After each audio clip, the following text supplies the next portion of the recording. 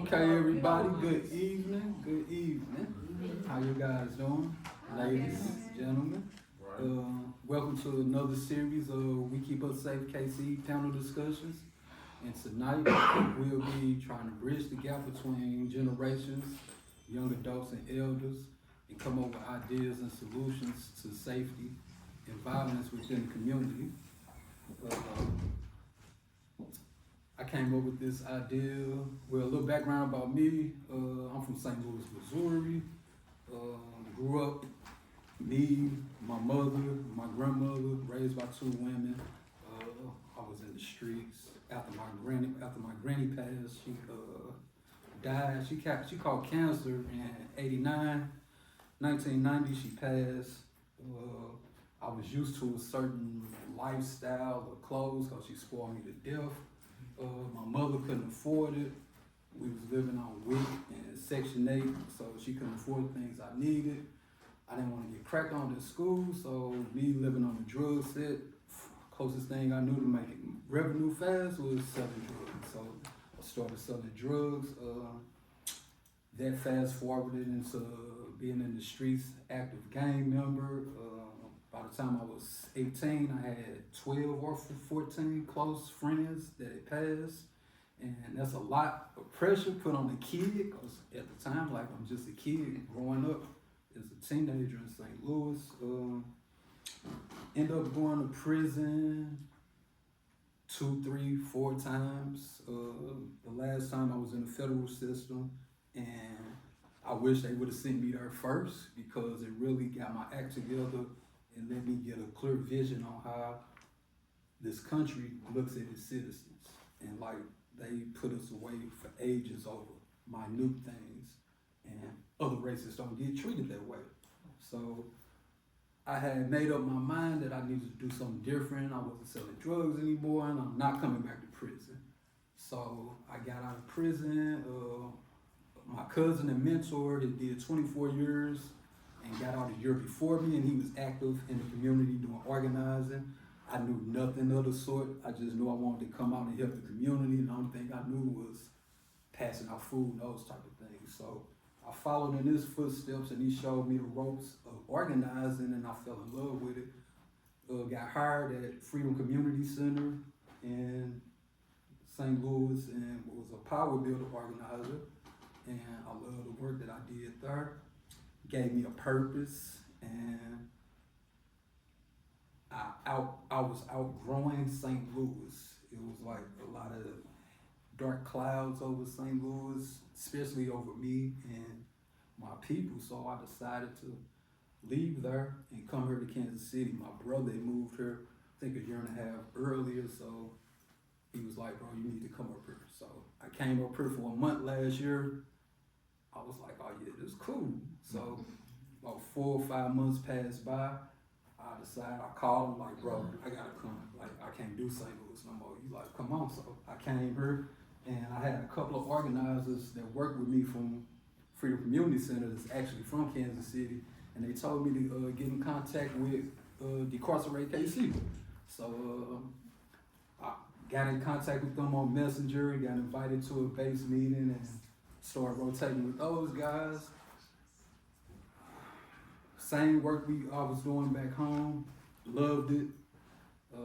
Got a position as the community engagement coordinator for her. We just did a campaign, No New Jail KC campaign, and the work that I do there, the people that I work with there, is just amazing, and I wanted to do more. So I came up with the idea of We Keep Us Safe KC panel discussions. It's kind of based on the same work I was doing back home with the Power Builder meetings, but I'm using this as a platform for people to amplify their voices and be heard, and at the same time come up with real solutions to tackle these problems that we're dealing with, not only in this city, but across every poverty-stricken city across the United States. So with that being said, let's begin the panel. Our first panelist has a master's in social work, is a Kansas City native, who has been committed to racial justice since her college years.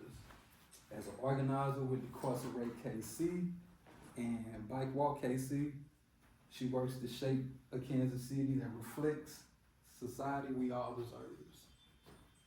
All put our hands together for Avery.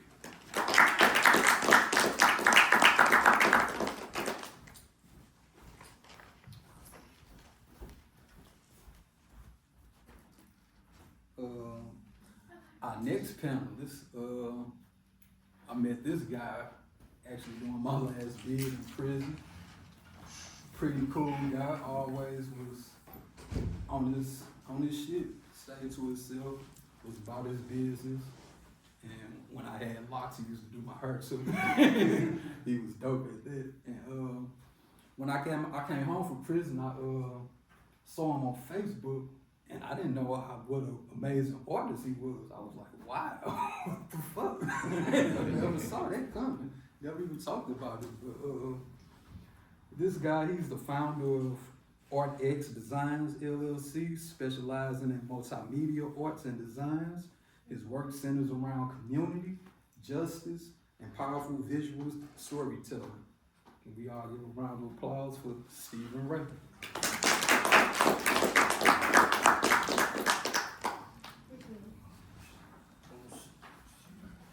Okay. Now, this person I just had a chance to meet. She's awesome. She's awesome. She's young and very awesome. She's an early graduate of Southeast High School and an active member of the community. She helps organize community building events that connect residents with the schools, including efforts like creating homeless care kits and more. MJ is a proud member of Posse, SDAC, and NHS.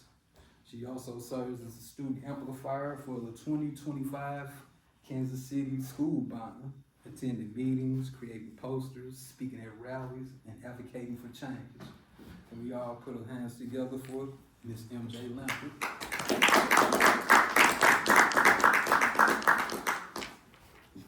Hi guys, I'm MJ. It's MJ. And this guy here, I also got the honor of working with. Once I first met him, organizing with DKC, I just knew it was something about his authentic. Y'all know what I'm saying. He's very authentic in his craft. Come to find out, he do music also, and just looking at him, I see a lot of me when I was younger, and I was like, I need you on my panel because I know you got a story to tell. You be out here, you for the community, and you got answers that we need to hear. This guy's also a writer, fellow organizer with DKC, using power of words, grassroots actions to challenge systems of injustice and envision new possibilities for community care. We all put our hands together for Kirola Villa. My first intro that was on. It's your first one. Let me loosen up a little bit. All right, put this down. And now, we're gonna be going through 5 topics today. First topic being wisdom and experience. The second topic, communication and understanding. The third topic is gonna be building trust. Fourth topic would be co-creating solutions. And our fifth and last topic would be our vision for the future. And so I was gonna do the traditional panel, then at the end, ask questions, but I really want us tonight to engage and come up with some real solutions so we can work together and make things happen moving forward, starting tonight. So we gonna be engaging with every question with the audience. So y'all community, we all community, we in here together. And few rules. Please be respectful of people when they talking. Don't over talk people don't cut in the middle of talking. Be respectful to each other. No bashing, no belittling, no shaming, and just be respectful and loving. Anybody else got anything they want to add? Do everybody agree on the community rules? Okay. Elders? Well, our first set of questions, our first topic is wisdom and experience. And this section invites both elders and young adults to reflect on life experiences that have shaped how they view safety, community, and navigating through harm. And the first question is for the youth. And this is really not, this like anybody that's young can answer this question, but we're gonna start with y'all up here. And to the youth, how has witnessing and experiencing violence shaped the way you move through the world?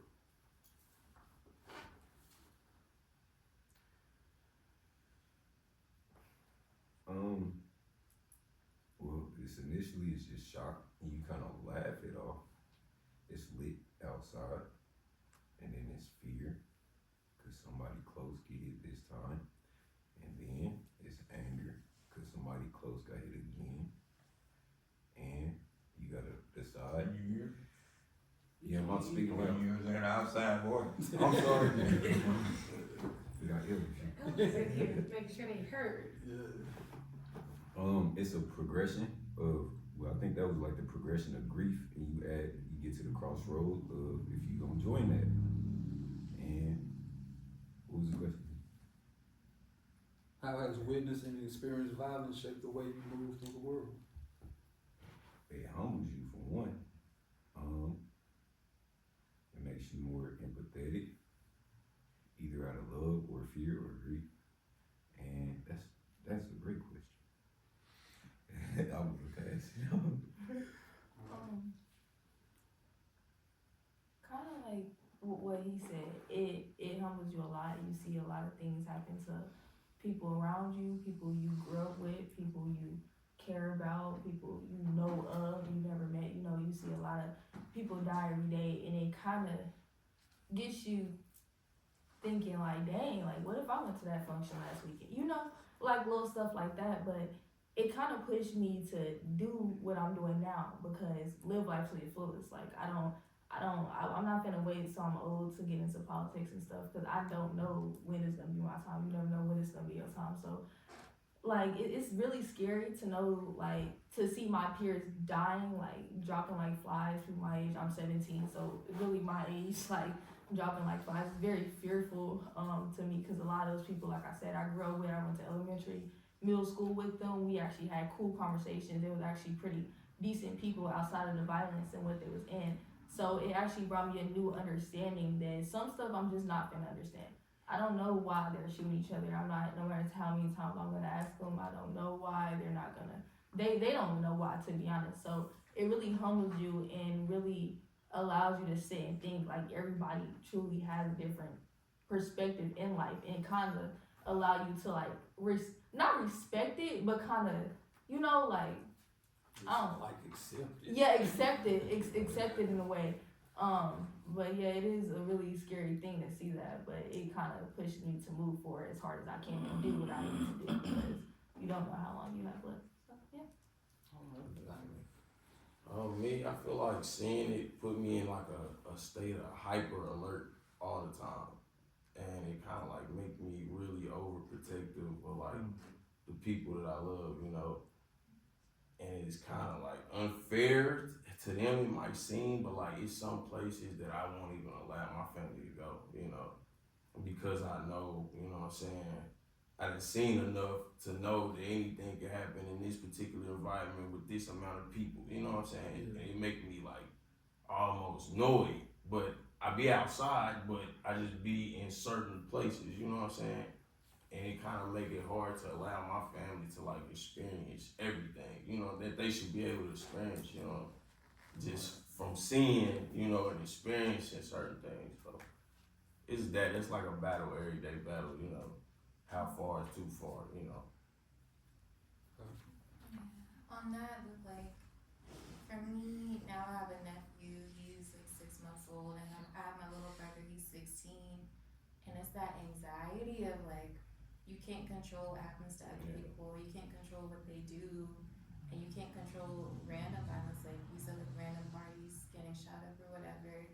And it's just like, things like this where you can take control of what we think we can, like some of the reasons we think that some of it happens, which is people don't have resources, people are afraid, people don't have somewhere to live at, and that's what a lot of the source of a lot of the violence is.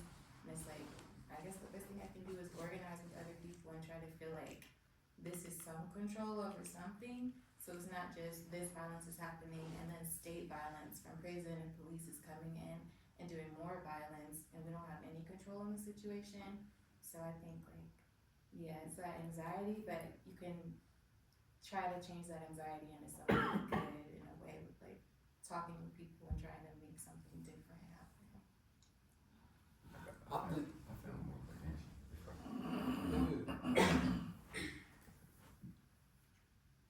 She had, before we started, she had spoke on like being from a spiritual family, and I think my 2 words for my answer, moving through the world after experiencing violence, would be, it made me more of a mystic, and it made me focus and notice infrastructure, like what you was, not to belittle your story at all, but we see it all the time. We hear it all the time, and then when you go out and you notice, like, it's built for that. Automatically, like, people just step into that story, and I think losing people will make you reach more into, depending on the spaces you in. Like, if you got African sculptures up, you gonna gravitate to that. But if you just got a gun, you gonna gravitate to that. So, yeah, thank you for this space. The infrastructure, like more spaces like this, if we're looking for solutions, it's like not waiting for them to give us money to do it, or not concentrating, because they will give it to you and say, well, you gotta spend it before it's always some weird shit. That needs to be on camera. The mayor would say, yeah, we fixing a problem. They'll say, yeah, here's $1 million to fix the problem. And then they'll say, no, you need to spend it first and then we'll pay you back. That type of shit that makes you feel like, okay, it is a system. People, it's not racism, no, it's a real system. Because when you engage with it, they quit and step. Quit and shuffle around. It's not just a Quentin shuffle, it's an American shuffle. and for me, it was like, after going through what I went through, and like, I believe that it's up to us black men, mainly, not just us, but black men in the city need to step up and take more leadership roles and be more mentors to the youngsters, and showing them different ways to just live. Like, we got a whole system out here that's like, just like, from the music to the TV shows, it's just, everything is just negative. Everything negative, and they make it look cool. Yeah, they make it look cool. So, for my nephew, take my nephew for example, I'm just glad he's raised around people that care and guide him in the right way. If he didn't have it, all he had was TV and music to raise him, and he'll be out here doing like whatever. So I believe it's like up to us, not just to take care of our family, but take care of our community, youngsters in our community. Anybody else got anything out here? Any questions? I'll probably just add, could you repeat the question that you said? How has witnessing and experiencing violence shaped the way you move in the world? Yeah, so I would say the violence that I witnessed will put me into survival mode. So I've learned to, it's like a switch. I learned to turn that on and off. And I kind of feel that as my passion to kind of get to where I need to go. So, for example, housing disparities, real estate, redlining, I majored in that because when you look at Black Wall Street in Tulsa, Oklahoma, and you do the research on the massacre that happened there and how they pretty much had a prosperous Black community be stripped of their equity, it really shows how they're doing that throughout the United States and particularly in Kansas City. So, you know, my passion has always been to, you know, promote affordable housing, because when you do that, our neighborhoods and our equity goes up. And it changed our mindset from survival mode to a prosperous community. So, but yeah, that's kind of how I look at it and think about it. I like that. And, anybody else wanna add? It kind of just makes me, like what everyone else said, more empathetic and more understanding, but kind of makes me really strong in faith, because if,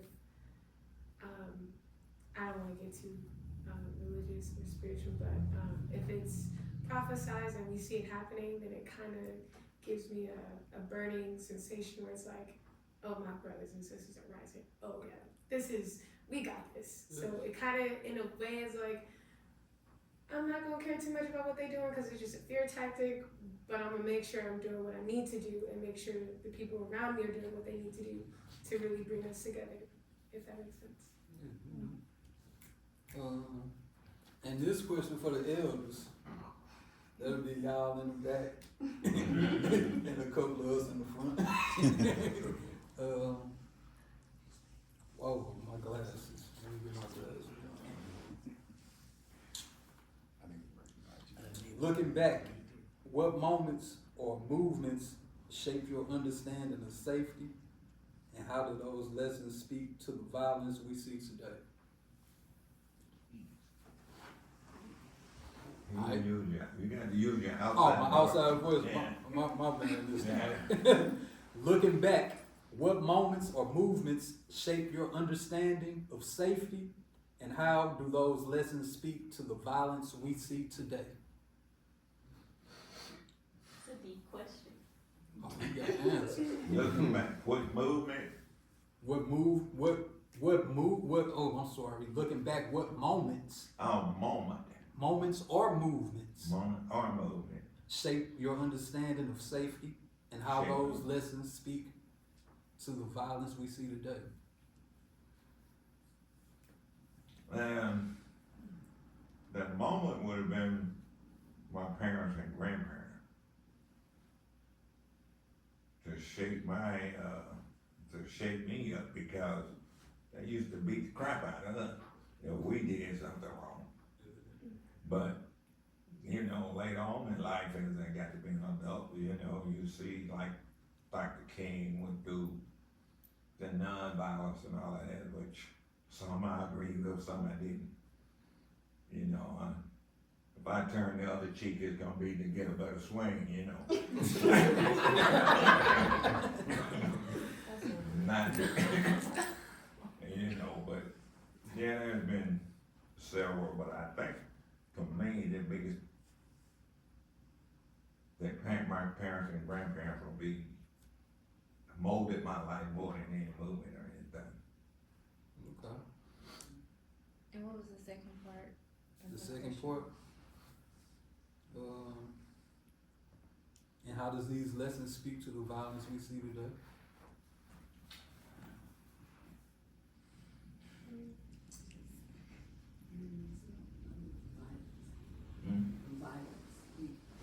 Oh, you gotta use the outside, boy.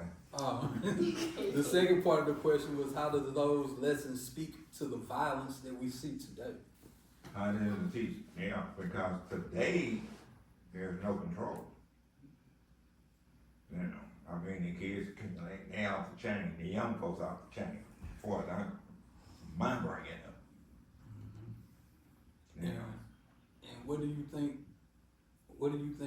like, is the reason for that? I think Each generation- society. go ahead. No, I just think society is in our, it's in our mind. You know, they're teaching our children everything. Our children don't listen to us. You know, as they come up, you know, we had role models that were out there that we listened to. You know, and our parents was, our grandparents. You know, my parents and everything died. My grandmother raised me.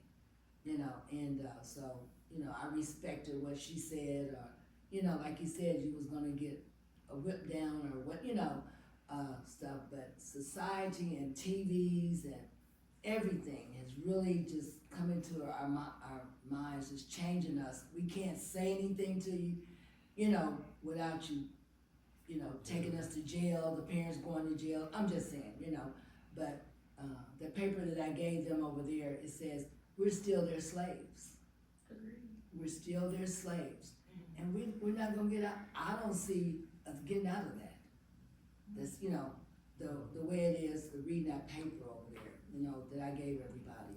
We're still their slaves. Yeah. And what do? Actual food. I know that was a comment for the elders, but can I comment? Yeah. Okay. I can? Yeah. Okay. I completely agree with everything you're saying. Like, completely. Like, they do glamorize a lot of things, like armed robbery or like things like that, a lot of crimes, they do glamorize it on TV. And I feel like that is like the biggest part of my generation, because I grew up seeing that stuff on TV too. Like, at one point, I didn't really understand like that, like, you're actually murdering a human being. Like, you know, that's somebody's son not there no more. You see, so I really feel that. I feel like representation matters, and I feel like the biggest thing is when you don't, like, for example, like when you don't grow up with only seeing no black doctors, you only see a white doctor, but the richest black man you know is a drug dealer, you're gonna gravitate towards that. You see what I'm saying? Like, it just kind of goes towards that way, and I really hate that. Like, but yeah, that's just a more like insight of what you were saying. I completely agree with it. It's I just- gotta come. Do you think there's too many parents nowadays trying to make friends with the kids rather than being parents? Yeah, was you talking to me, sir? Yeah. Okay. I completely, okay, yeah, and I can speak to this to some degree too, because me and my mom, we have a great relationship, but we get into it sometimes because I'm a very like outspoken person. In a respectful way though, I would never disrespect my mom. But back to what you were saying, I do feel like it is. I feel like a lot of parents try to do like you said, befriend their kid. I feel like that's the wrong tactic. I feel like a lot of parents try to hop on the trends, like the new TikTok trends or whatever, and try to be extra cool with your kids, and you create a blurred line between that boundary. But I feel like where it goes wrong is that you can also talk to your child. You know what I'm saying? Like, when me and my mom have a disagreement or something, we don't straight, oh, and you better get in your mother effing room, and she don't do that to me, because, like, yeah, you're my mother, of course, I respect you, but I'm your child, why cuss me out? You know what I'm saying? So I feel like those lines also get blurred too, because, yeah, don't be too friendly with your kid, but don't disrespect your child either. You know what I'm saying? Because that can be a real deep thing, disrespect. Because that, as a 7-year-old now, I will always remember every time my mother called me out my name, every time my mother cussed me out, I can tell y'all every single time. That stuff stays with you. And even though I know my mom probably didn't mean to call me out my name and stuff like that, she was just in an angry place, that still hurts my feelings. It's like, dang, I'm really a baby. Like, girl, I was your baby last week. Like, why you feeling that way? You know what I'm saying? So I feel like, yeah, it is between that you being too friendly with your child, but I feel like it's also with, yeah, but give your child respect as well. You know, like, it has to be a balance of respecting your child. It has to be a balance, because that's where me and mom come a little batch-headed, because it's like, I have no problem doing whatever you need me to do, baby. It's your house. You need me to wash your dishes, girl. You need me to do your laundry. You don't feel like going to the basement, baby, I got you. But when it's like, okay, if I say to my mom, I'm doing this meeting or something, you know, don't call me cussing me out, you know, calling me a B, saying get your at home, doing that, because like, I'm still a person. I'm your daughter. You wouldn't want no man, my boyfriend, calling me that. So why would you do that? It's like, you know what I'm saying? You open that gateway to respect, because my daddy always taught me this. Your parents teach you how you want to be treated. You know what I'm saying? Like, my daddy, for instance, he never hit me. He never once gave me a whooping. So whenever I even see that or hear about a man hitting a woman, it never separate with me. That's never my type, because I grew up, I never seen that. He never even hit me because he taught me that. You know what I'm saying? So little stuff like that, even though, like to him, I was like 6 years old when he ever told me that. He told me one time. He probably don't even think I still remember that. But what I'm saying that to say is, whatever you say to your child stays in your child, and you teach your child how to treat you when you get older. So if you stay disrespecting your child from they 6 to they 15, when they 18, yeah, you going to retirement home, and yeah, they ain't talking to you because you don't enjoy your being all their life. I'm not gonna play. I'm not gonna play. You can't. You know what I'm saying? Or like you two friends with your child, you out there hanging out. Yeah, they finna slip up and say not something, of respect because you're not having that respectful boundary. You know what I'm saying? So the lines can be blurred, but I feel like on both ways it should be that mutual respect, that mutual, I am your mother, respect me as a parent, but that mutual respect me as a child as well. Because a child doesn't mean a lower status. Like I'm a child, but I still can think on my own. I still have developmental skills. I still have a brain, and I can still say, hey mom, I don't think that's in your best favor to do that. And without her being like, oh well, stay in a child place, it's like a balance. I care about you. You're my mom. Yeah, you're adult. You can do what you do, but I care about you. I'm gonna say, mom, I don't think you should do that today. I don't think that's a great decision. You know what I'm saying? So Okay. yeah. Bro, right here, you had a question. Oh, never mind. I think it's been addressed a little bit. Just saying, it's gonna be short. I had a conversation with my mama, similar, but not to that extent. We kind of, like when we don't see the eye to eye, we don't talk. We just kind of like, all right, whatever, do you. But after we talked about a lot of things, talking helped. Like, I realized that when my mama had me, she wasn't done growing up. You see what I'm saying? So for me to expect her to be this perfect person just because she had me is wrong. You see what I'm saying? Like that's that understanding that we got to where we was able to be like, okay, I get it now. You know what I'm saying? You still had some stuff to learn. You know what I'm saying? And you didn't have nobody to teach you that. So we growing up together in a sense. You know what I'm saying? And that helped a lot with our relationship. You know what I'm saying? Like now we like the respect level is like, and I never disrespected my mom. It's just that sometimes people from the era that she's from, they don't want to hear nothing that you got to say if you their kid. You know what I'm saying? And I get it because they was raised like that. They don't ask no questions. And I'm a 90s baby. We ask questions. So it's just a conversation that got to be had sometimes, and you got to just really let them know that that affects you this type of way. You know what I'm saying? Like really make them listen to you. You know what I'm saying? Sometimes it took years. Like it took 10, 15 years for me to have this conversation with my mom. You know what I'm saying? But understanding that we all growing up still. You know what I'm saying? Just because a woman have a baby don't mean she just fully mature. You know what I'm saying? And when you realize that, it make it easier to understand. Like okay, I can give her some.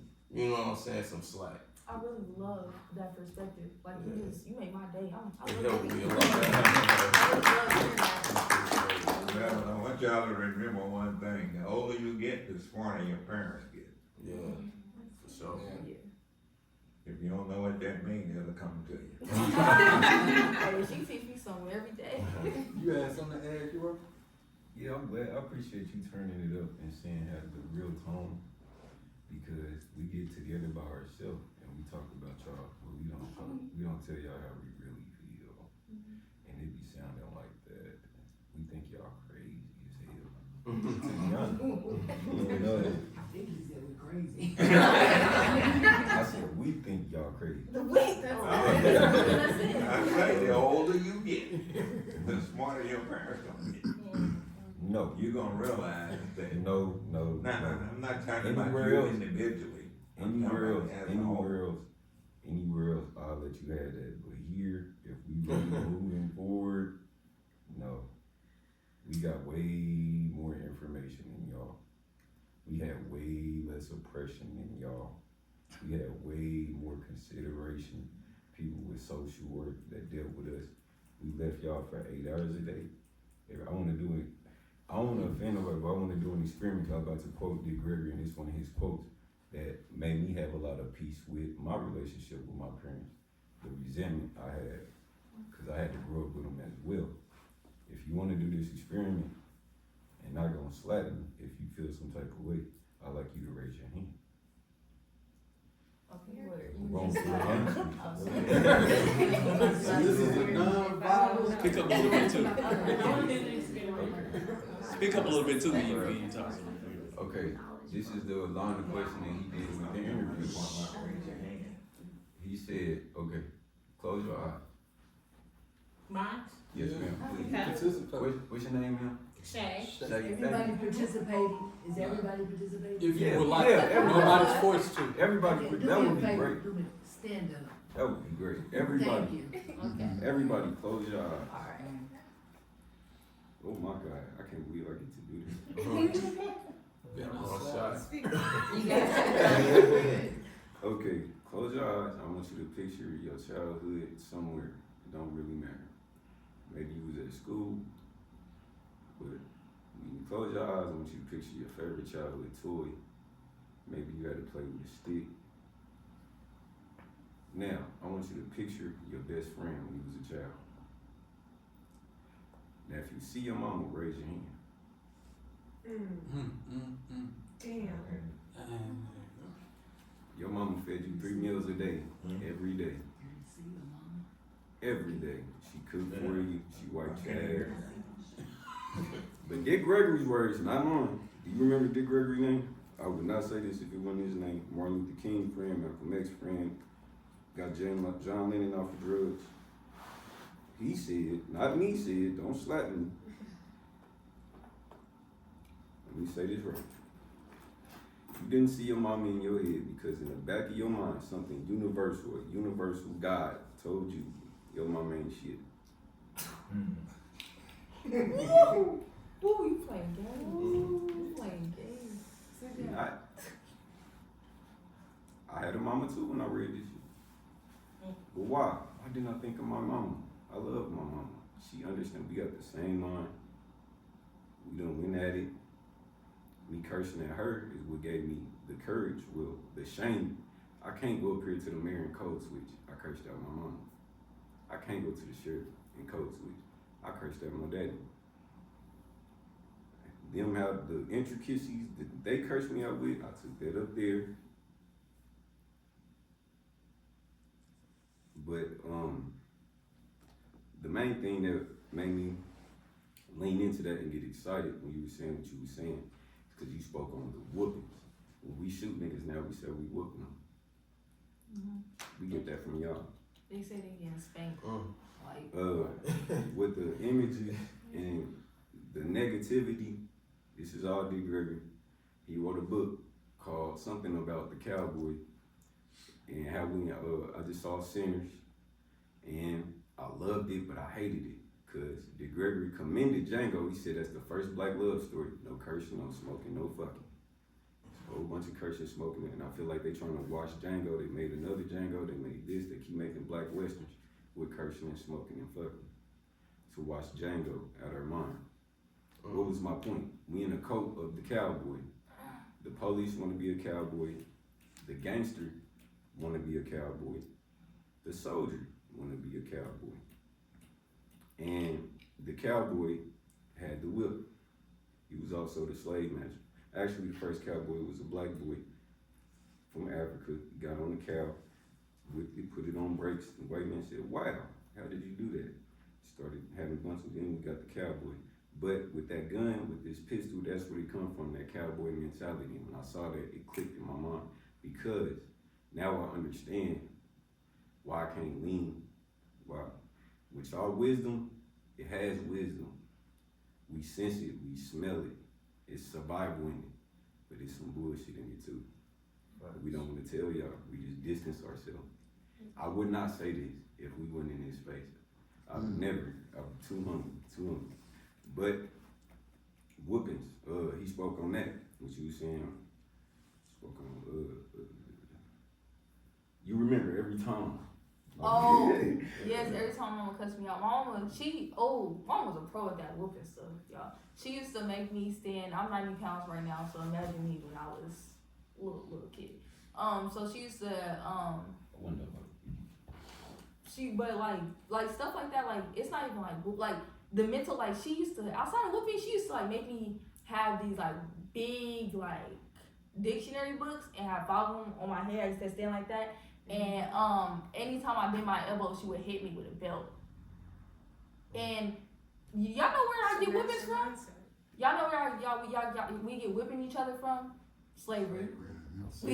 That was not, black people did not do that to That each was a other. great point. We would never, that was a sign, we would never do that. That's how they got us in order. They beat us to get us in order, and then we was taught that, so we beat our kids to get them in order. Think about it. If I, like, you don't like somebody, right? Y'all into it. Like, think about it. Like, you don't like Susie. You and Susie into it. Susie go up there and smack you to make a point. Are you finna listen to Susie point? Or you and Susie finna get cracking? You not finna listen to nothing Susie have to say. Same thing with whoopings. You just hitting me. I just want it over. I'm not finna, I don't care about nothing. You're beating me right now. I'm not comprehending a beating. You gotta understand that. You're teaching fear into your children. That's fear. You know what I'm saying? Like, we gotta understand why we do that thing. It's not necessary. You can ask my grandma right now. It was never necessary. My grandma can tell you, she always could talk to me. I could always, from a little kid, comprehend what I'm saying. I know exactly what's coming out. I was able to say, yeah, I did this, I'm wrong, I apologize. You know what I'm saying? That's how I was raised. I was raised accountability since I was a little kid. You did that, you did that, you say you apologize for it. You see what I'm saying? So, you can have a mind understanding. You gotta teach your kids to have that mind. You gotta teach your kids accountability. You can't teach your kids to just hit each other. Cause then when they going out now, cause that's how I was raised. So now when Susie Q make me mad, I'm finna hit her. I'm not finna ask Susie Q what's wrong, cause that's not how I was raised. You know what I'm saying? I'm not raised to, why did you do that? Why did you do that at school, Makai? You just getting whooped tonight. Ain't no why you did that at school. So I'm not finna listen in a real life situation, growing up like that. I'm not finna listen to this girl when she trying to talk to me. I'm finna fight her, cause that's what it is. That's what my parents taught me. It's internalized. I kind of offended people. I wanted to finish my point. You go off the line. Go ahead. Thank you, man. Go ahead. Just to wrap up. Yeah, kids. It wasn't no whoopings in Africa. It wasn't no concept of my child in Africa. I feel like we in the unlearning. This generation in the unlearning phase. We throwing off. We trying to figure out what to pick up and what to throw off, and we throwing off a whole lot of shit. My parents then came to the understanding like I need a lot of space, not that I don't care. I'm forming new perceptions and y'all throwing the same shit. And I can't clear shit out if y'all keep throwing the same shit. So that's how we feel. But the main thing I wanted to speak on with the whoopings was the quote that put my mind together with my childhood. I had to be like, okay, I didn't want to put the word abuse on it because it was too much love. But I was able to finally just, yeah, that was abuse. Whoopings lead to shame. Shame leads to anger. Anger leads to rage. And that's real good. They got a lot of good wisdom up here for some youngsters. What you got, Juwan? So, listening to the conversation, starting to talk about violence, and as we kind of transitioned into parenting, it just reminds you that violence was embedded into our DNA. It was embedded into our DNA as a solution for everything because that's what we saw. Like it was training, it was programmed into us on so many different levels, as well as other things. Our eating habits, our health, what we watch and what we take in. Everything was programmed into us, and it was part of the seeds that was planted all these hundreds of years ago. That this is how we live now. So now we're reaping. Now we're seeing the fruit of it. Even as far as the way how we protect each other, right? If somebody shoot my cousin, guess what? I'm gonna go shoot them. I spent time incarcerated because a guy choked my sister. So instead of handling it a certain way, I handled it a certain way. I handled it the absolute wrong way. Right. Well, it was a result. It was violence. It was my go-to. And that's what our go-to is. And understanding that, when it comes to violence, when it comes to all these things, but since the topic is violence, we understanding that how to break these habits and break these patterns and break these generational curses on how we parent. The Bible says don't anger your kids to wrath, and so that's something I think we really need to understand as far as attacking violence, as, you know, and getting to the root of it. Is, you know, like you said, it's in our homes. So. To just touch up on what everyone was saying, our parents have gone through a lot, their parents have gone through a lot, and when you add on, they're still growing up while they're conceiving, and we throw in the very well-known fact that the colonizers have thrown in drugs, alcohol, a lot of fleshly things, and then when you add the concept of psychology to it, what are you doing to these growing minds that aren't even fully developed until the age of 23 or 24, right? You're adding all these chemicals that causes all these chemical imbalances, as well as fear, as well as you're breaking the chain of communication to even feel like, okay, I can do everything that I need to do without all of this, without this alcohol. Because when we really think about it, a lot of our parents, they do those things, and then we grow up, we realize, oh, they were drinking alcohol at that time. Would they have done that if they were sober-minded? Or, oh, my parents was doing X, Y, and Z at that time.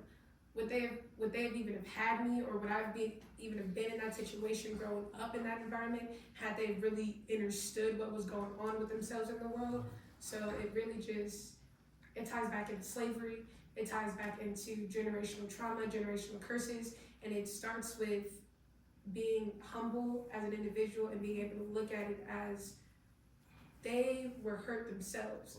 If they didn't even have the tools to realize what they were going through was bad, and they were in a mindset of thinking like, this is what's best, of course they're not gonna think of anything else outside of this is what was best. And then you add on to, and now I gotta realize everything that I did to my child was wrong, oh goodness. Then there's that fear, and then you add on to how the colonizers just misconstrued the truth everywhere, and there's all this confusion about what to believe in or how to save yourself. So it really just, it takes spaces like this, and it takes really understanding within ourselves to understand our parents. What they did, though it was not wrong, and though our feelings are valid, yes, they themselves are doing it in a place of pain and in a place of hurt because they didn't even realize what they were doing. And when they have to realize that pain and everything, all the memories that we have, that we feel is painful, they have to realize, I put my child, my flesh through that.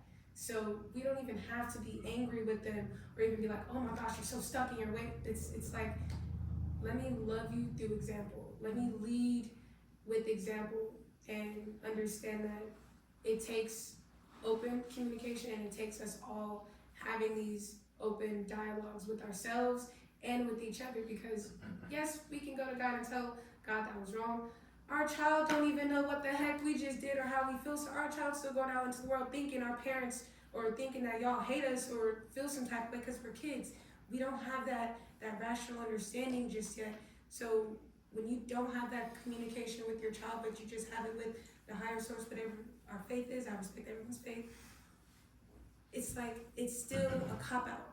Because yes, your soul is still saved, but your child is still in the world not having that understanding with you.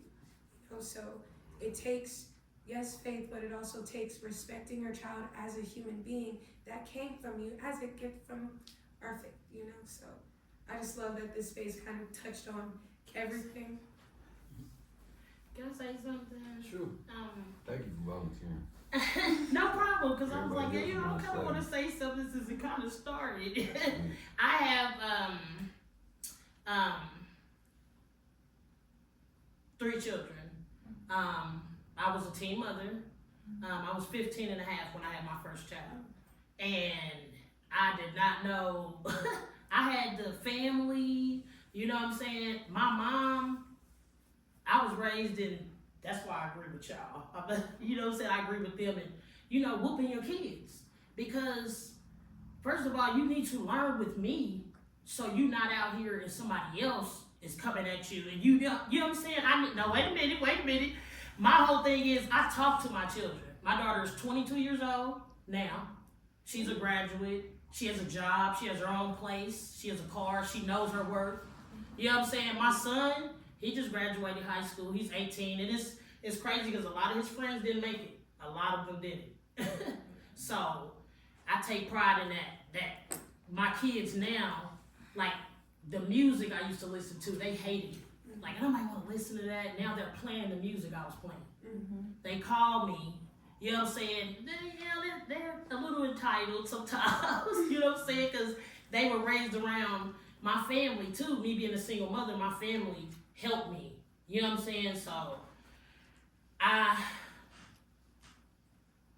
wasn't necessarily close to my mother, but I was close to her sister. So when I saw my best friend, technically in my head, I saw my mother. Because I was raised in a day where the auntie or the, you know what I'm saying, they was having kids at the same time, so your auntie was like your, you know what I'm saying? So I was with her mom, huh? Did she whoop you? Who, my auntie? The person you saw, your best friend.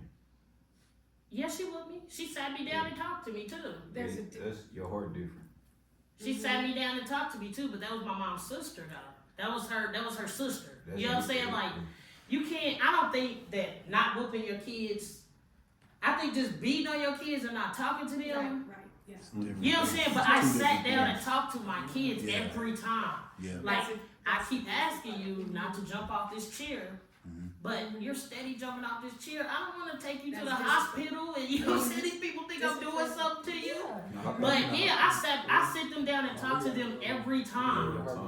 Every time. So, I don't know. It's just I thank them now. You know, even me not being closer to my mom then, and me thinking about a lot of stuff that she did, I was like, it gave me the ability to endure the world, to maneuver through the world. Yeah. Like, but I ain't sitting here, you know, like, oh, I don't want to, just because you're my mom, you shouldn't be saying this way to me or that way to me. You know what I'm saying? Like, that's how I feel because you're making me feel that way. But are you really listening, like, to what your mother is saying? Are you really comprehending or understanding the sacrifice, you know what I'm saying, that she's making to try and make your life, you know what I'm saying, to try and make your life livable? Nope. That's a lot. That's what y'all say, and y'all leave them out the door with that, and they go shoot somebody. There's sacrifices and all this shit. So there's a difference They between. don't do nothing for anger. They don't do nothing for right. But I want to hurry up because I done got people triggered. I want to hurry up. In y'all mind, I want to give y'all an outlet to blame it all on white folks. Yes. Hey, we got one more in the back, and we gonna move on to this next topic. This is one sentence, I promise. Oppression. You go downtown, somebody treats you away. They talk to you away at a job. They talk to you away downtown. The sooner you get to work, the sooner you lose your dignity. The sooner you leave, the sooner you get it back. Your daughter, she might be very productive. I got family that's very productive, but they drinking. People don't see they destroying themselves because they can't find no client. They dealing with that shame and that anger, and it comes from white people piece you up downtown. You come back, bring it home. It said, the quote I was searching for, I can't stand a child talking to me a certain way because of the oppression I deal with all day. A child, you don't talk, I remember that. When I heard that quote, I remembered. You not gonna talk to me like that. These people downtown can. These people in the street do. When I come home, that's what it is. All that sacrifice, keep you out of danger, that's bullshit. I don't agree. You agree to disagree. Yeah, I was just gonna say, I see both sides. I think there's a difference between discipline and trauma-inducing conversations. Like from your side, when the parents are very traumatic, like they implement traumatic experiences, that stays with the child, and then it then follows them, and then they're not able to effectively communicate, and then they can't cope and can't be vulnerable. And I know a lot of black people, and I don't want to generalize, but I know for me, it's hard for me to be vulnerable to people because, you know, I have to confine within myself because my mother would do things that were not, that were very victimizing. So I would just cope within myself, and I would be overproductive.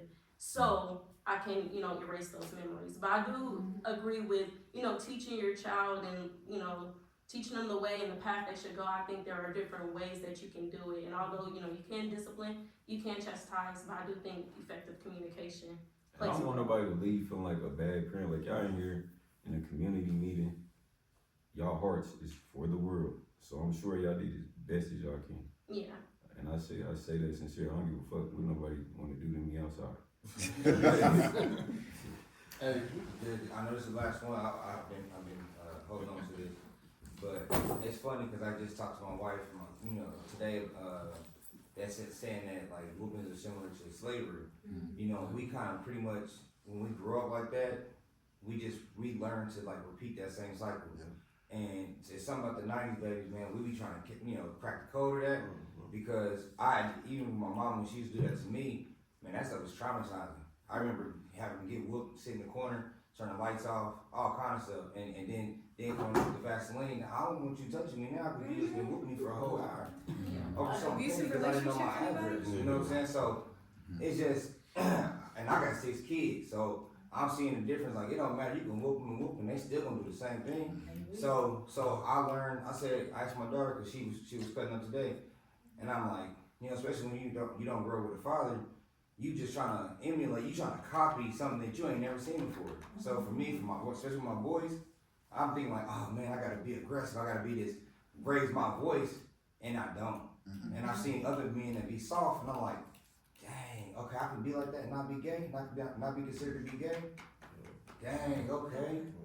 So I'm learning from that. Like, dang, I could be sweet to my boys too. I could say, I can call him baby, baby boy, whatever. It's not gay. That's my son. love it on yourself. You know what I'm saying? So I'm learning that. And so even with my mama, man, she was 15. How can I be mad at her? She was a kid trying to raise a kid. So I had to break that down and be like, all right, I got a lot of learning to do. But see, our generation, we willing to learn so we can break these cycles and not repeat the same thing. So I told my wife, I said, nah, ain't no point in whooping my kids. So I asked my daughter, I said, you was coming up today. And I didn't talk aggressive to her, because she 4. Good. And I said, hold on. I said, so, all right, I calmed down, because I'm learning from this. Every kid, I'm learning something different. I said, so what is it going to take for you to stop cutting up in class? She said, I just need a hug. That's all we need. That's all we need. I'm about to try something different. My heart got warm. I said, okay. I gotta change up what I'm doing because I'm only copying what I seen my mama doing, and that ain't working. Which is why I did it different. Because if you talk to them now, they gonna be like, I felt love. My son was like, my mama made sure we ate every day. He was like, we was never not hungry. No, because they wasn't. You know what I'm saying? But my whole thing is, I do agree with them and whooping your children. Sometimes they need a whooping. Like, I just feel that way. But I also talk to my children too. Like, do you think you can change it to discipline? Is what you're saying. But I wasn't whooping my son and putting him in the corner with the lights off. You know what I'm saying? There is a difference. There's a difference from beating your child.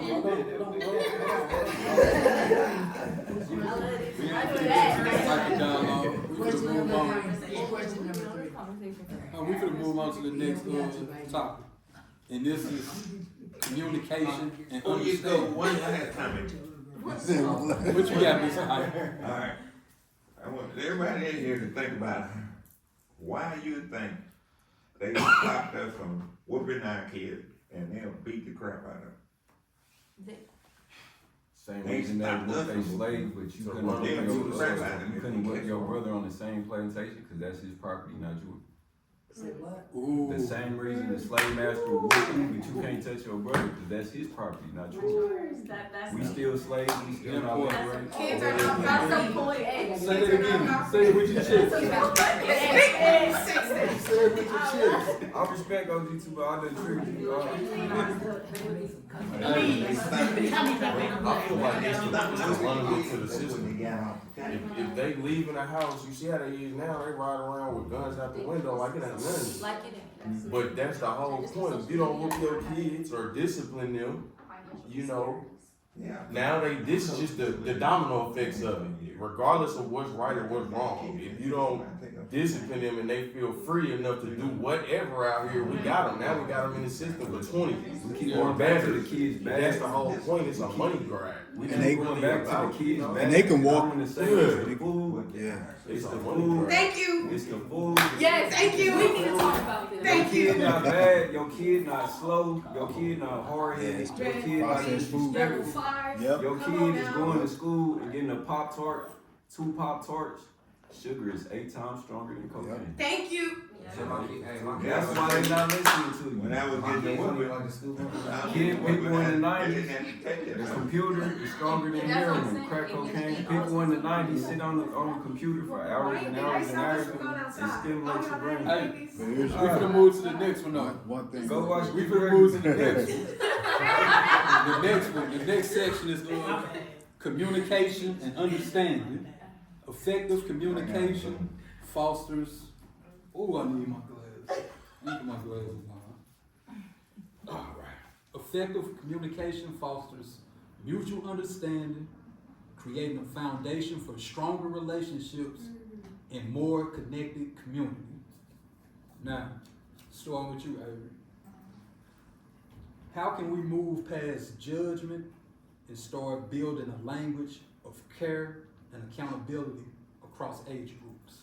Yeah, it's crazy you asked this question because I think that's what everybody was kind of talking about at the last one. Like, how do you understand somebody who you feel like disrespects you, or who you feel like doesn't see you as a person, or maybe it's a healthy relationship and you do see that? Just like, how do you cultivate that kind of, this is your experience, we live in an imperfect world, we live in a world where everything is scary, and you want the people you love to be safe, like you said, but how do you do that in a way that you're not recreating harm and trauma and not seeing them as a person, just seeing them as, let me keep this thing safe. So I think it's a lot of what people have said already, like you realize where other people are coming from, even if it's not your parents, it's like other people, like even if it's like activists or whatever, like this type of space. You see what they have to deal with, people beating down their backs, people like not understanding them, people making them have to jump through hoops that you don't have to jump through, and now it's like, why do you have to not jump through that hoop and I had to, so I want you to jump through that hoop so that you feel what I felt, that kind of thing. You just have to see where people come from and kind of like not be like it's okay since you want to recreate what you've been through, but hold people accountable and like you can be better. This is making me feel a certain way, and I feel like you can do better. It's like I feel like that's what this panel has been like letting people know I acknowledge it, I respect it, but it can be better, and that's like as a whole, as a people, we're moving in that direction, I think, which is good because my mom, hopefully she don't see this, but my mom and my dad are in that same unlearning, like they're seeing their kids grow up and they're like, what is the reasons that they're this way and that way, or like there's some distance in certain things, and we tell them, and it's helpful, thankfully, at least in some cases, and you can start to repair that, and you realize, okay, this is a person, and they're wrong, but I'm just gonna hold them accountable and see what happens, and yeah, I feel like everybody touched on this one, like, in a good way. So, Can you read it one more time? how can we move past judgment and start building a language of care, accountability across age groups? I didn't notice, just from talking and dealing with people that people are more receptive if they don't feel like, and I know it's not something that you can control from their perspective, but I notice people, you know, they don't listen when they feel like you're looking down on them. So I notice a lot when I talk to people, I lead with my stuff first. You see what I'm saying? Like, look, bro, you know, I got this type of issue too. I be working on this, you know what I'm saying? To be able to open up for conversation, it's basically like showing you, like, you know, I'm trying to bring you up, you know what I'm saying? Or iron sharpen iron, you know, just being like smart with conversation because everybody triggered. Like, there's so many trigger words, like, you almost can't use the language. Somebody triggered somewhere, you know what I'm saying? So I feel like it's just being intentional, like when you trying to communicate, and understanding like what you're dealing with. Like you can't communicate to everybody the same way, you know. Like it's a lot of different ages in here. Like we ain't gonna be able to get the same message across the same way. You know what I'm saying? And being able to understand how to approach to have a effective communication. We can talk all day, but if it ain't effective, then we should have just, you know. And I feel like then you gotta be smart enough to lead, to know how to lead. You know what I'm saying, with communication. How about you? Can you say the question? How can we move past judgment and start building a language of care and accountability across age groups? I feel like the first thing is actually accountability. You can't go anywhere if you can't take accountability for what you did or for what you said and how it hurt somebody. And this is how I do it, me and my mom do it, because like mom's a yeller. She has a loud voice.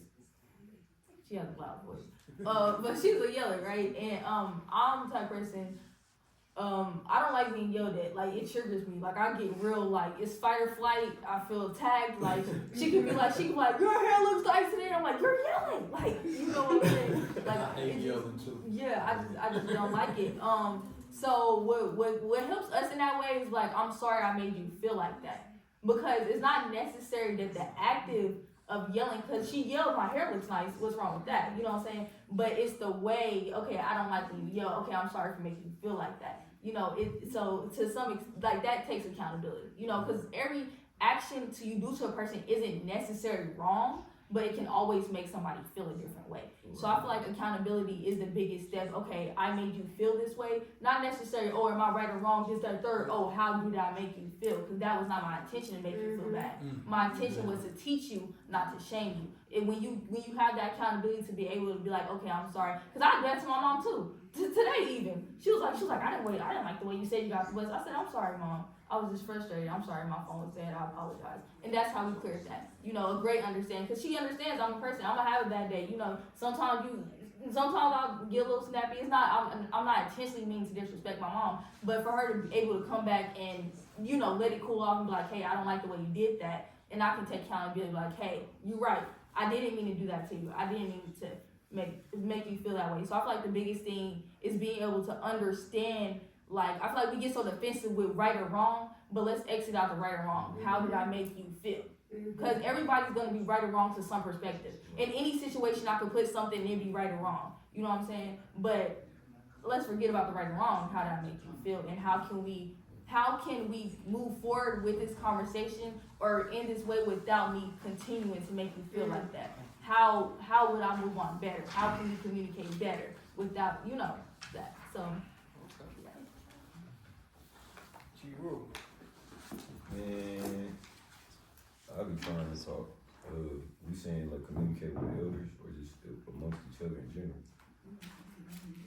Across generational, like so like everybody across all age groups. I don't think it's a generational.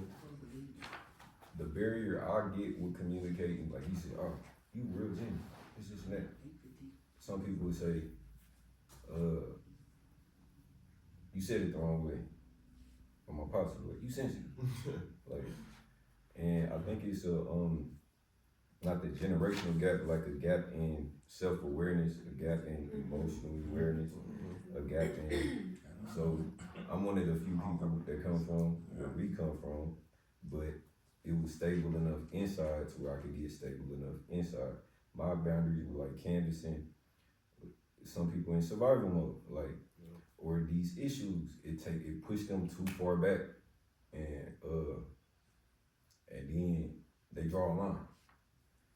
Like I couldn't do that experiment out on the street with somebody who's random. It don't matter how much sense they make if they're having a bad day today. It's like you. So, and I feel like I damn near want to say we need to not talk. Like we need to just go for a walk and breathe, but. Touch some grass, hug a tree. Yeah, like it's not our language. Like this not our. None of this shit is ours, and we lost in it, and we keep butting like just throw this shit off first by ourselves. I feel like people naturally doing that. Like a lot of especially now, I was really excited for Sinners because it's a lot of people in my generation who identify with that main character. or with the theme of that movie of escaping off into the spiritual. Like, because we don't see nothing in the physical for it. Nothing. So we try to go as far back as we can. And that's where I connect with my parents. Like, yeah. We need like somewhere to charge our battery. The church, you go to church to charge your battery. The church around the corner from mine, I went to go vote, almost missed the vote because it's boarded up. And we don't have nowhere to come together and recharge, so we recharge with the bullshit. You said you went to see the movie Sinners? Yes, You did? the senior. That was, I'm still traumatized. Yeah. See the movie we saw, they Sinners. With me, right, It is definitely interesting. It's very. I've always been comfortable and able to communicate with elders all the way down to youngsters. I guess it's just in my spirit to be open and have an ear to listen and understand. Like, you saying a lot, both of y'all hitting on a lot of good key points to be so young. And it got me thinking. And everybody here just engaging. It's like, that's really cool. And we getting a lot of good information out of her. And I really want to get to some solutions. But we get Mike in the back. Yeah, I gotta go. You gotta go? Yeah, I gotta be on a Zoom and stuff at 8. But part of the problem, next month I'll be 85. You'll be 85 next month? I'll be 76. When you, one of the things you said, I did when I was young too. Hung around old people, you learn a lot. You know, you gotta be smarter than the stuff you're dealing with. I was married for, would have been 64 years this year. 40 years ago, I quit arguing. Like the lady was saying, you argue. So if you're gonna sit up there and argue, you're gonna argue with yourself and eventually quit. You don't have to, you know, I tell her all the time, if you see, I tell her all the time, if you see somebody arguing with a fool, it's gonna be hard to tell the difference. If they sitting up there going back and forth with each other, it's gonna be hard to tell which one is the fool. So, you know, like I said, I might be a little old for this, but this is how you learn stuff. And I encourage you to keep it up. And then include some old people like me. I mean, y'all think, you know, I don't know nothing. So I don't know how I got this old not knowing nothing, but keep it up. I gotta go. So, thank you. Left the bill. Moving on to the next topic. She says she's not my wife, but she might be my wife.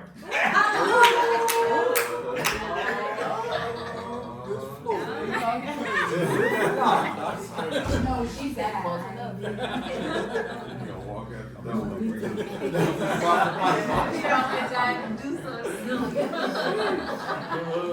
The next topic is building trust. Building trust in our community means young adults, youth, and elders showing up for one another with honesty, care, and a shared commitment to healing and safety. I want to reflect on the Black Panther Party back in the late 60s, early 70s. How, and not just the Black Panther Party, but I'm gonna use them for example. There was a lot of street organizations that have turned into street gangs, but originally it was organizations for the community. And like the Black Panther Party, they fed the kids every morning for breakfast. They had political education for people that wanted to get in. And I forgot the other thing that they did. it was 3 of them that they did every day. But, Self-defense. yup. It's self-defense. Shout out Sebastian. But I believe that we need to get back to that and quit relying on the government, the system, the city to take care of our children. Like, we need to be the ones that are installing, first of all, teaching, installing the lessons and values that we know that work, or at least try to get the knowledge and wisdom to be able to teach our children the right way.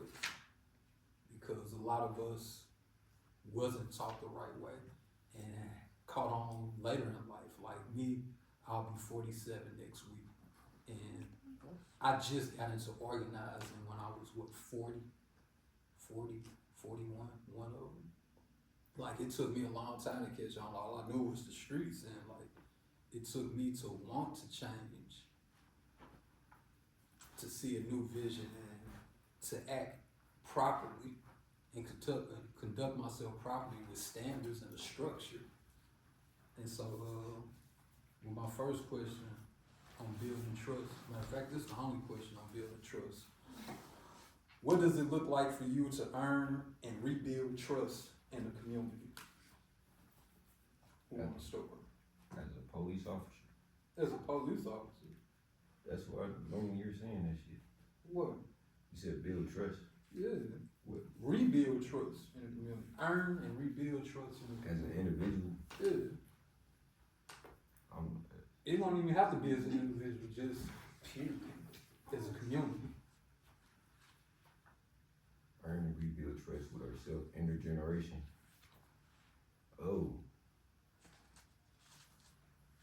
I trust the elders. I just know I trust them to be themselves. And I think they trust us, and they know which one of us not to trust.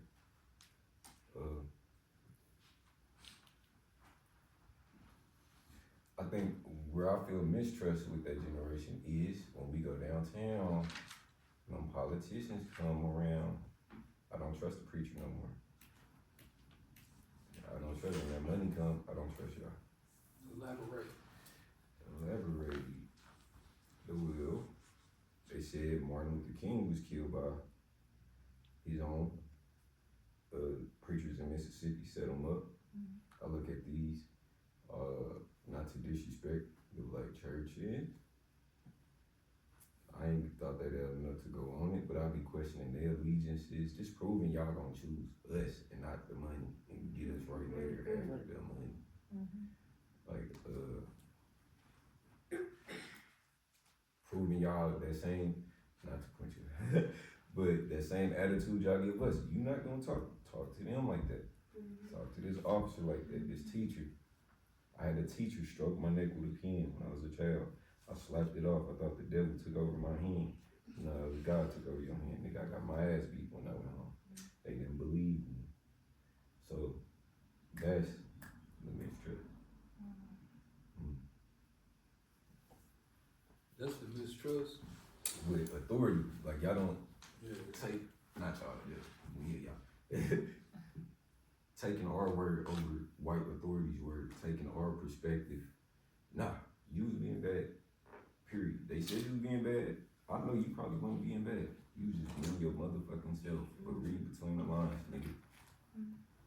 I'm walking the rope for them, learn how to walk the rope.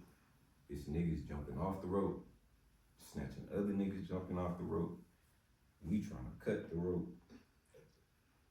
And the elders is trying to keep it there because they was promised things, Social Security, a pension. They want us to keep walking with it, but really we waiting for this shit to burn down. That's For right. everybody to pass away so we can build something else. That's real. And I'ma say it because I don't wanna wait 10 years for everybody to stop giving a fuck to where I can have my voice heard. Yeah. Yeah. You said my bad. What does it look like for you to earn and rebuild trust in the community. I just seen accountability because, like, every, like you said, Black Panther, Fred Hampton, Martin Luther King, like almost every Black organization was outed by a Black person. Let's just be real. It was all for money. You know, Bill, can't think his last name, but Bill, he started out the Black Panther Party. I think it would have been $200K in today's dollars. Yeah, he so I don't know if y'all know what happened, but they came in and shot them people and almost killed. They went and fired 99 shots into that apartment with a pregnant woman. They held the gun to her stomach also while he carried her child. No threat at all. Things like that. So it's just like we have to take more accountability with ourselves, and we got to be like, do you really want to do it, Black people, or are we just saying it? You know, because it's like a lot of people are like, yeah, power to the people, yeah, Black Lives Matter, whatever, but are you actually coming to the rally and speaking? Are you actually coming? Because you can say that, but are you going to be the bill? For real? Like, are you finna sell out? Because I see that with a lot of things with Black people. And I love my people. I love y'all. But we do sell out a lot. It is very easy for money to catch a Black person attention like this, and white people wave it because they know we ain't got nothing. They know you ain't used to no 200K, so they throw it in your face. You gotta have more integrity than that. Because I bet you if he would have stayed up, they would have came up so much money, he would have weighed millions. Way past that little 200K that they paid him. And he didn't even do nothing with it. He couldn't really do it. It was dirty money. He couldn't really do nothing with it. So he got the 200K to what? Live for still? Like, you know what I'm saying? You just gotta understand that. And then that's the type of thing, he's passing on to his child. You know, you gotta understand that's the thing his child sees. Oh, my daddy took that money. Like, you know, a lot of people, my mama sit here and ask me every day, why do I talk about Black Star? Why do I do this? Because somebody has to care enough, because it's bigger than me. Black people gotta understand it's bigger than yourself. I'm fighting for my great-great-great-granddaughter. I ain't met Shorty yet, but I'm fighting for her so she can stand up here and be a Black woman with a voice like me. That's what I'm fighting for. I'm fighting for her. Hey, you know what I'm saying? I feel like Black people gotta understand that it is bigger than you. Our people been fighting for before we even fathom being alive, before we even got into this body. Our people been fighting, blood stain. You know how hard our people have to fight for us to even be alive right now? You know how hard your family has to fight for us to live and breathe and walk the way we do right now in this era? They had to. So when we take that into consideration, take that blood, sweat, and tears that they sacrificed for us to be here and give it back to them to actually fight. You know what I'm saying? Let's actually fight and do something. Like, it just makes me mad because it's like we're our worst enemies. We the main ones talking, being like, oh yeah, we're our worst enemy. We don't put in the work. And it's honestly because we never seen it. And I'm gonna be real. It's because we never seen it. We never seen it. White people sabotage everything. Like she said, Black Wall Street burned that to the ground. All of them. All of them to the ground. We was scared to do anything. We can't do anything. You know, that's so I don't blame Black people, but I'm saying we gotta get our spark, Black. When you read this paper here, seriously speaking, it says they are still our slaves. They, who are the they? Us, Black people. Yeah. When you read this, it'll tell you about the ignorance, the greed, and the selfishness amongst us. Yeah. They put it there. That's right. Yeah. They put it there, but how do we get it out? Have you read Christopher It's Columbus' gonna journal? take work. But how we gonna get it out? Because it's still, look around the room. Look at the stuff that we wear. We buy into their stuff. How to sell the... Yeah, we buy into everything that they got. Yeah. They're in control. It starts. It's supposed to start with us, but it's so much all of this in us. How do you get it out of us? But think, when you was my age, was you able to sit up here and have this conversation? No, I was working. That's what I'm saying. So, no, I'm just seriously speaking. But- Seriously speaking, at your age, how old are you? I'm 17 years old. No, 17, I was still in school. I was still in school without parents. I Yeah. lived with my grandmother. I completely You understand. know, I'm just saying in the third floor apartment with 3 kids when my mother died. I'm just, no, it's not, hey, I'm okay now. But I'm just saying, 17, looking back, 17, I was graduating and everything like that. Didn't want to go to college. I got married to a person that I shouldn't have never got married to, but that's here and there. But this here tells about us. What's up in here? How do we get the little kids, bring them up without all this selfishness and greed and everything. By continuing doing this, so this is a step. Okay, look around the room. Look who's here. We got to. Where do we start? We start This with is me. the I'm start. 17 Okay, years old. we're I'm starting here, starting but okay, just like he tried to get the get the meetings going and everything with the parents, there need to be some parents in here too. And we can get them, but we can't. You know? The thing is, you gotta be. And I understand that we want It's fast real. results, but you gotta be realistic in our expectations. We gotta. Everything's not gonna be fast. I'm here. You got a 17-year-old graduating early in high school here. I'm able to tell my homegirls, "Hey, baby, next panel, come here and talk. Come, I'm speaking. Come here and say." You know, I'm able to communicate. I know right now when you feel stuck, and I feel stuck every day. I get frustrated every day with my generation. I completely understand, but by me being able up here to talk with. All of us are different, around the same age group, but different very age. For us to be able to talk to y'all, this is a step forward. Because it used to be no allowance of this. It used to be no allowance of black people expressing to each other. It used to be no you coming to me and telling me that and us having a conversation. That wasn't going to be a thing. So I know you feel like we're stuck, and we are to a certain extent, but you got to see the tunnel. We're getting better. For me, being able, a 17-year-old, be able to have this conversation, be as intelligent I am, to talk about the problems we are talking about, it is change. I'm here. I'm the change. I'm here. I'm telling you, for me to be able to comprehend the conversations that we have in the generation that we in, where everybody in my class smoke, everybody high at home right now. I make time on my day to come to this meeting, make sure I'm here to speak my voice. That's the change. I know it seems slow. I know I'm one person, but trust me, it's so many more MJs out there in my school. We just don't get that recognition.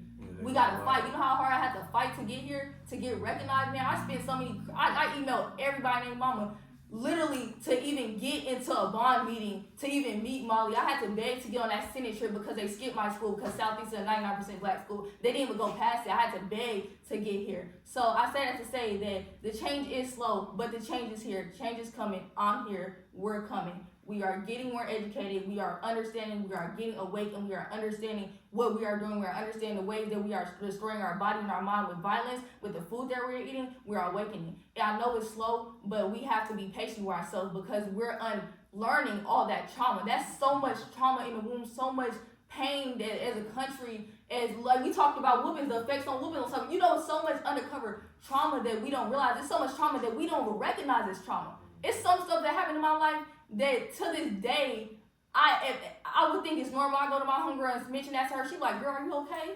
I'm sorry that happened to you." You know, it's so much stuff that we don't recognize as trauma because it's normalized. So the change is coming. I'm really sorry that you feel like it's not, and I really understand that feeling because I remember me waking up crying because my friends up here having shootouts and stuff, and I'm trying to understand why are you doing that? What's it? You know what I'm saying? It takes, if you can get one person, you can get more. So if you can get me in here to be able to talk and be able to say, "Hey, we're doing this," you can get more. And I meet people like me. I meet people around me the same age, 17, 18, like this. I meet them every day. I'm able to have a conversation with them every day. They just don't know. Like, I would never know. You see how it's all adults here? It's not publicized. I would never know if I haven't met Mr. Hero through somebody else. I would never knew. You see what I'm saying? We have to fight to know the information. I understand the information for us isn't just out there. You know, like this event isn't just out there. It's not posted. It's not seen in my school. Nobody at my school even know I had this. I had to go around and tell people about what's going on. So why it's not posted? I mean, why aren't you on Facebook? I'm on Facebook. I mean, It's everything just- on the radios. We have a Center for Neighborhoods. If you give me a flyer, I can put it out there on Center for Neighborhoods. I got digital flyers. Well, I make digital flyers every month. I'll get you in touch with the lady. What over I'm there. trying to say is I'll get you in touch with that. they will don't put push it on that. there. Like they push sexy Redditors, twerking at the headlights. That's what they push. They don't push that because that's the one to see. But what I'm saying is, by me coming here and saying voice to face to you, and be able to speak this conversation, that's a change. So I'm able to come face to face with another individual as intelligent as me and say, "Hey, I went to this event. This is change we want to make. Are you in?" "Yes, I'm in." You know what I'm saying? That's what I'm saying. It's more out of the social media. It's like they're not pushing that. It just gotta keep getting pushed. Cause like we even go to other events, and it was on the radio, and still a lot of people didn't show up. I think the right people that's supposed to show up shows up. You know what I'm saying? In time, it'll catch a break, but we just gotta keep showing up. Absolutely. Yeah. You had something? Yeah, I just had a small quote from Common. It takes the strength of the elders and the young people's it was something, but all I know is the gist of it was we need our elders' wisdoms and we need their stories and we need our young people, our energy, our revolution, our strength, and that together is what's going to mend our miscommunication with each other. Because yes, the young generation has a lot of trauma from the elders. The elders see a lot of trauma when they look at, you know, the younger generation, but it takes self-accountability and it takes having those uncomfortable conversations. We're all going to look weak to somebody. Why would we care if we look weak to each other if we look weak to them? So it takes us really stripping away that master mindset of, oh, I need to be above what? Because we're not above the creator. So, you know, so it takes the elders and it takes young people to have these spaces, these conversations. Even going outside, you may have a conversation with somebody that is 10 years old and they may say something that sparks something in you, and or you may say something to that little boy, that little girl, and it may spark something in them, and that creates something in the world, you know. So all of this, it takes all of this. You too nice, man. Could I add? Well, yes, you can. I was just gonna say, I agree with you. I agree with you as well. It definitely takes that, and as well as it just goes back to being vulnerable. So it takes vulnerability for all of us to come together. It takes trusting each other, because you know we do have Oreos, and so it's kind of hard to pinpoint who's with and who's not. But also it takes money. Facts. And that's really That's what exactly we're what I was fighting gonna about. say. It's like we don't have the No. resources, we don't have the financial resources, and it's because of systematic racism embedded into this society, USA, and it's meant for us to stay down. Like no matter how many times we band together, like the Black Wall Street, they strip us down and they bring us down to, you know, ground zero. So it's kind of, and then we got to build ourselves back up. But just to go back to your point and all that stuff like that, we were in slavery for over 100 years. So we have to be here now and talking about it. It is progress, because at one point we couldn't do this, and if you did, you got killed. And so, you know, it is progress. In my opinion, and this is just my opinion, I used to be like you when I was 17, being feisty, said, we're gonna do this, we're gonna do that. I have hope, we're gonna keep fighting. And as I get older, I'm just realizing that it takes equity to have a voice. It takes equity to even get in the rooms to make change and to have a voice. And even when you do have that money, they try to hinder you through politics.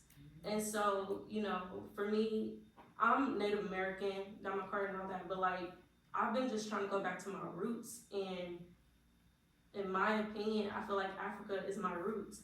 And I've been investing in and looking at Ghana, Zanzibar, and they're building housing for African Americans, Native Americans, and calling us back home. So I'm not saying, you know, you can stay here and fight and all that, but I'm be honest with you, when I get my claims, I'm gonna give back to my community. But I'm going to where I know I'm loved and I know I'm welcome and I know, you know, and there's a stigma that like Africans don't like us. That's a lie. It is a lie. So, you know, I would just say, you know, take it with a grain of salt, but like that is something that like I know in my heart that I'm for sure gonna do. And, you know, Africa has all the resources, one of the richest in the world, but yet they are, what is it? Yeah, they are. They definitely are. So yeah, Congo is like one of the richest, and they literally stripped them of all their resources. So it's just like, you know, if they're doing that there, they're doing it here for sure. But you know, you can find pockets and areas where you can collaborate and, you know, join forces, because when it's one or more, two or more that come together, God is in the midst, and nothing can be stopped. So. I love that you said that, because I actually want to be the president of the first sovereign Black nation, and my plan was actually never to stay here. I just need to be the House of Representatives of the United States to get enough political experience to actually run a nation. So I just need to get that close. But yeah, Steve? Could you read the question one more time? What does it look like for you to earn and rebuild trust in the community? I feel like it would start with changing the methods of how we approach things, as far as being the ones that know what's going on. Like, everybody don't know, you know what I'm saying? So you can't expect everybody to react to what we know. You see what I'm saying? And I feel like we gotta be a little more strategic in how we approach teaching other people and informing other people about stuff, because we've been protesting for forever.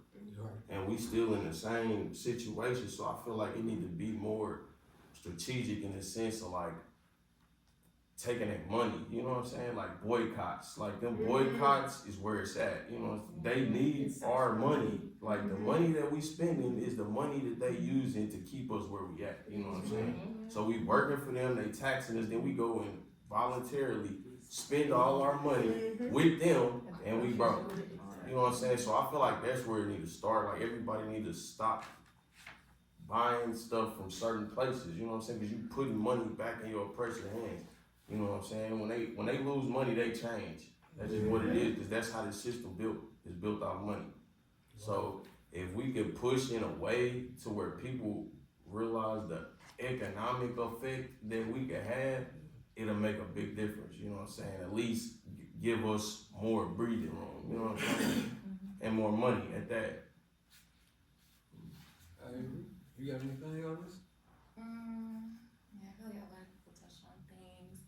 I guess I would say, kind of to what you touched on and what you touched on, like, people respond to feeling like they're gonna be empowered.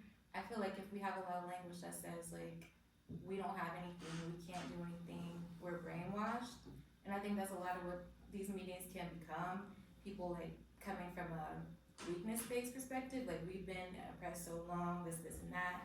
I feel like people need to hear, look at what we have done. Like, we were literally enslaved. Yeah. Look at Haiti. People revolutionized and they got themselves free. So I think, like, speaking to people's power and letting them know we have power, like you said, in our vulnerability, but there's people literally attacking our power every day, like you said, politicians, through money, through strategized efforts, where they, like the people, the little conservatives, they like have their little groups, their camps, they're literally bringing kids up like in churches and in their own camps and then funneling them straight into like Congress and shit like that. Like, it's a system, and a lot of that is because there is that trust, they talk to each other, they know each other's families, and that's opportunities we kind of don't have as much lately because our neighborhoods are divided intentionally through like highways, I-70, all that kind of thing.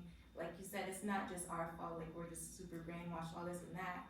It is some of that, but it's also like we're dealing with a force that has controlled the world for like some hundreds of years, not forever, but some hundreds of years. And it's gonna take like remembering that we have that power, remembering that we ourselves are not the villains to each other, and that we can do something, but it's a big battle, and we have to look at like the division that we have and just like, I guess, do something about it and understand, I lost my thought, but understand that it's big, but we can handle it, and it doesn't mean that we're weak. It means we're against this huge evil entity. Yes. And that the long arm of justice, in my opinion, the arc of it bends towards justice, and yeah, just to keep talking to people and not coming from shame or coming from weakness, but coming from the power that you see in people and like the love that you have for other people.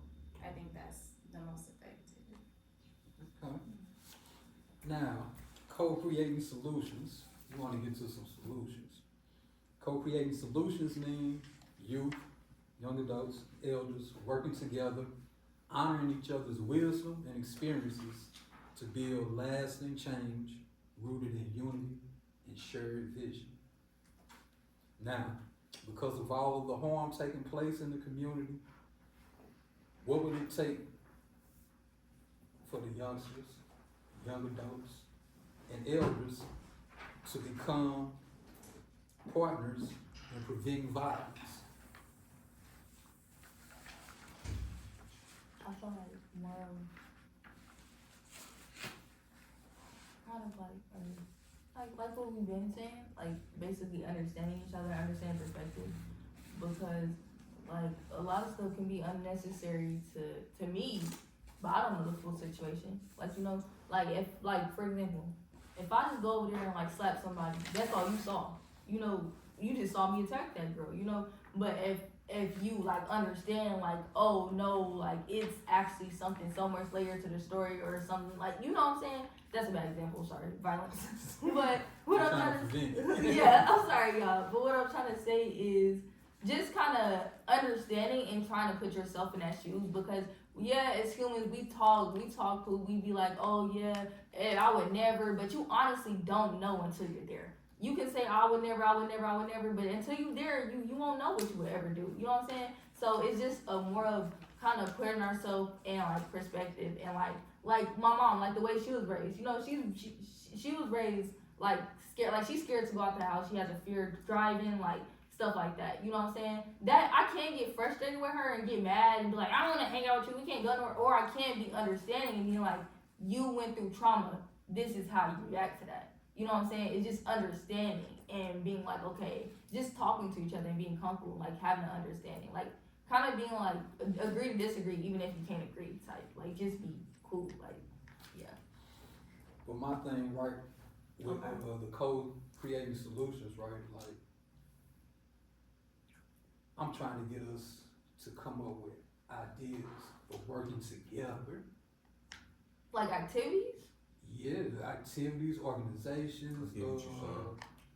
community programs, like Honestly, feel like more of this would be good. I like this. I feel like everybody can get kind of understanding for younger generations. Like I said, I'm 17, but like every 17-year-old experience is different. I can't speak for every 17-year-old Casey.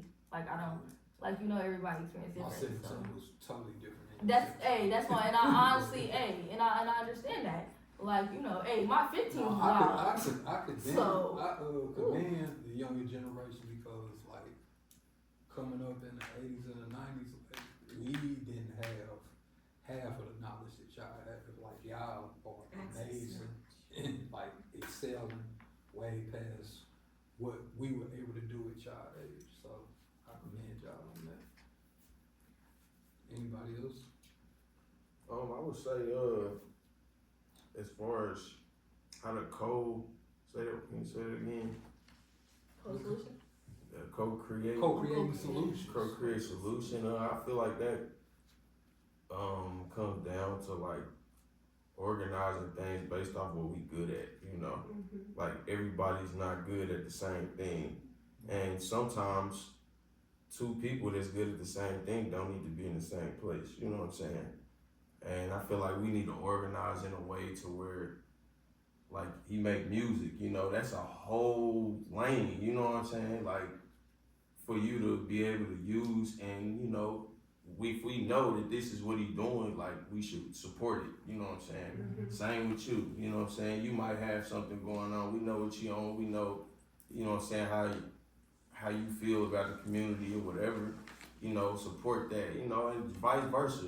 You know, I just feel like we could create, like I did, they had a outside, art gallery that we did over there on Benny. Hey, when Like I first something moved like down that. here, they happened. I was mad I couldn't attend it too. Yeah, I mean, that's my lane, you see what I'm saying? So that's kind of where I'm gonna stay. Like I like working with the kids, you know what I'm saying, that got talent, you know what I'm saying? Because the thing about it is they beat us to our talent because we can't pay them, you know what I'm saying? We can't give them what it's worth, you know what I'm saying? And they exploit it. Yeah, they exploit it, corrupt it, and use it to, you know what I'm saying? So I'm just saying, like, we just gotta be more strategic like that. Like, my thing is getting a hold of the talent, the artistic talent, because people with a visual artistic talent is powerful, you know, because it's a universal language. It don't just speak to blacks or white, you know what I'm saying? Art is a universal language. You can make anybody stop and look at whatever. Artistic storytelling. Yeah, it's a, you know, but that's what I feel like. Just use what you're good at. You know, that's what you got it for, you know. We about to have to wrap up too, Avery. It's I almost would say 8:30. in a more, or not more, but like I guess specific ways, because a lot of times we kind of like try to reinvent the wheel and come up with ideas, but like plug me into stuff that's happening in Kansas City now, because there are a lot of groups who need people. Like we have right here community movement builders, KC. We have a Give Back, Kick Back. Wait, what? Community movement builders. Yeah, community movement builders. It's a new chapter of a national organization It's based in Atlanta. It's a Black organization for Black people, and we have a give back kickback on Saturday at the Blueford Library, and we have other events going on. And there's Decarcerate KC has been mentioned. Like, we need older people, and we need even younger people. I think just like seeing what's out there, what's specific to what your skills are, what you care about, and like telling people about it, so that we don't always have to reinvent the wheel. Like, we're connecting people with what's there, because there's things going on, and we just need people. And like, we try to canvas and talk to people, and we build a lot of power from that. But like, imagine if a lot of older people also did it too, and like churches or whatever, like older groups did it, then there'd just be a lot more power, because there's more people and more experiences. So, and they sometimes feel they're not welcome, but they definitely are. Can I add to that real quick? Yes, I was just gonna say, if y'all are not in like the schools, I think this would be a great idea to have this panel in KCPS schools, because I went to Easton Lincoln, I wish I would have had this. You know, I had to figure it out on my own, but you know, having this in the schools, education is power, and those students will gravitate towards this. Y'all being vulnerable like this, they will gravitate towards that, and I feel like they will be your number one supporters. So that, and then fight on paper, because we can protest all day, but have an attorney know how to fight on paper, because that's how I get to where I am. You know, you can talk the talk, walk the walk. And use media the same way they try to use media against us. Exactly. Yeah, countermeasures. That's what it is. What's going on Saturday? What time is that? The CMB kickback. Oh, is that morning thing? Oh. It's at It's at 12. It's at 12. Okay, I was gonna say 11, but it's getting What time? like, it's at 12. It's just giving resources like care for babies, diapers, Mutual aid thing. yeah, food, clothes, that kind of thing. Give So if you have stuff to donate. People on 31st of Friday. Can I drop off stuff to donate? Cause I Yeah, have, Absolutely. I have Can do that. Okay, 'cause I Please have drop off commitment. stuff to donate. Yeah. I have a commitment day, so I can't do it for my college. That's crazy. I just accepted that before I got here, and he told me I had something to do. I couldn't skip it. All right.